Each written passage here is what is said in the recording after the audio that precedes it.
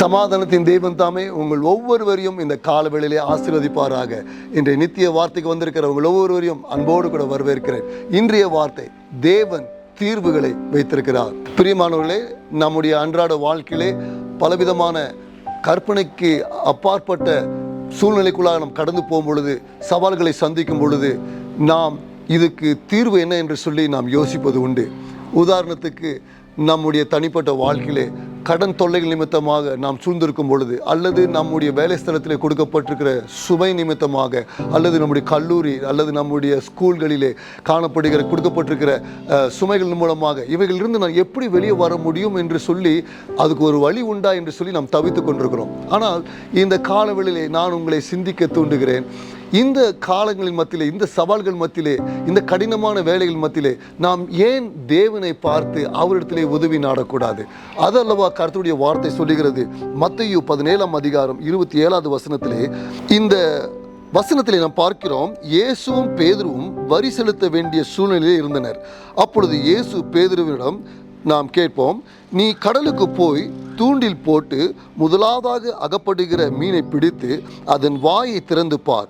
ஒரு வெள்ளி பணத்தை காண்பாய். அதை எடுத்து எனக்காகவும் உனக்காகவும் அவரிடத்தில் கொடு என்றார்.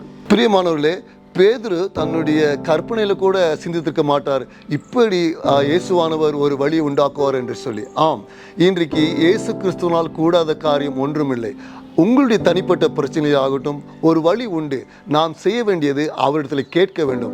அவர் உங்களை விசாரிக்கிறார், அவர் உங்களை நேசிக்கிறார், அவர் உங்கள் மேல் மிகவும் அன்புள்ளவராயிருக்கிறார். ஆகவே இன்றைக்கு உங்கள் வாழ்க்கையிலே நீங்கள் பல சவால்கள் மத்தியிலே எனக்கு என்ன வழி உண்டு என்று சொல்லி நீங்கள் சிந்தித்துக் கொண்டிருப்பீர்கள் என்று சொன்னால், இன்றைக்கு நான் உங்களுக்கு சொல்லட்டும், வழி உண்டு. இயேசுவே வழி. இயேசுதான் உங்களுக்கு வழியும் சத்தியமும் ஜீவனுமாயிருக்கிறார். அவரை நாடுங்கள், அவரை கேளுங்கள். அவர் உங்களுக்கு எல்லா வழிகளையும் ஆயத்தப்படுத்தி உங்களை ஆசீர்வதிப்பார். கர்த்தர் தாமே உங்கள் ஒவ்வொரு மேலும் கிருபையாக இருந்து உங்களை வழிநடத்துவாராக. ஆமென். ஜெபிப்போம். அன்புள்ள பரலோக தகப்பனே, உம்முடைய வார்த்தைக்காக நன்றி. ஆண்டவரே, இந்த நாளிலே கர்த்தாவே, நீர் எங்களுக்கு நல்லவராக, போதுமானவராக, எங்களுக்கு வழிகாட்டியாக, எங்களுக்கு பதிலாக இருக்கிறபடியாக நமக்கு ஸ்தோத்திரம். அவ்விதமாக உம்முடைய பிள்ளைகளை ஆசீர்வதிப்பீராக. இயேசுவின் மூலம் கேட்கிறோம் நல்ல பிதாவே. ஆமென்.